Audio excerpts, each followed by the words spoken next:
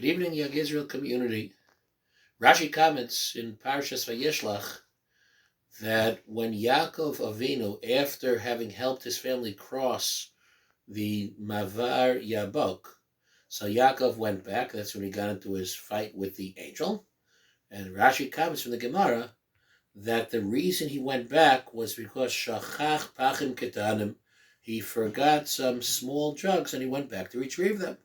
Which really begs a question. Yaakov wasn't cheap, or what's he going back for jugs for a couple of empty bottles? That doesn't make sense. It explains Reb Chaim Shmulevitz. It makes a lot of sense.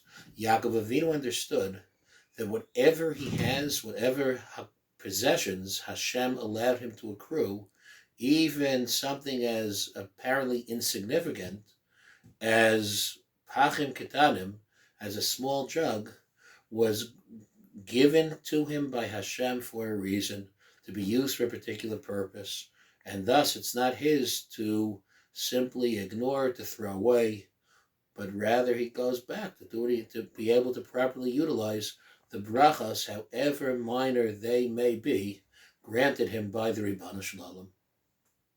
Chumash tells us, Eilef Kudei HaMishkan, Mishkan Ha'idus.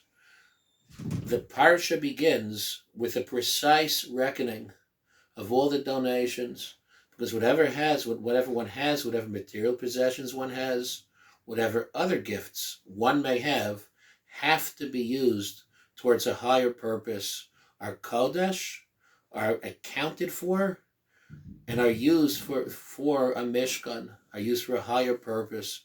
Mishkan doesn't just mean a tabernacle or a Beis HaMikdash, but rather for Kodesh. And in our case, the situation in which we find ourselves, it would appear that Kodesh, a higher purpose, would be to look out for one another.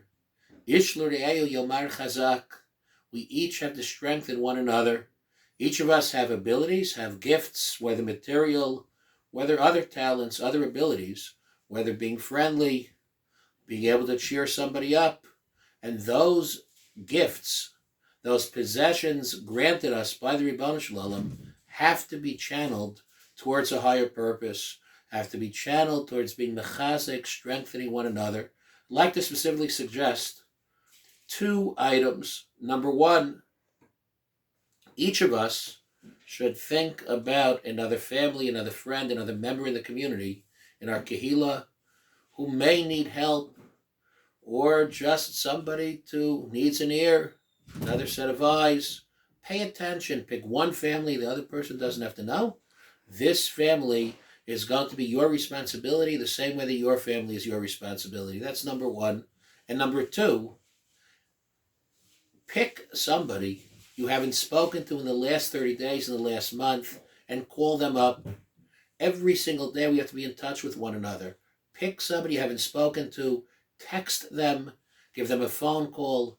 Ish l're'ehu yomar chazak, us using our emotional abilities, the different gifts and brachos that HaKadosh Baruch Hu has granted us in this time towards Kodesh. Kodesh means focusing on the needs of others, on individuals in our kehillah and in the community. One other item, the Medrash Tanchuma teaches that during the plague, at the end of Sefer Shmuel, in which David HaMelech took a census, and the way that he realized that he had done something wrong was when everybody started to die.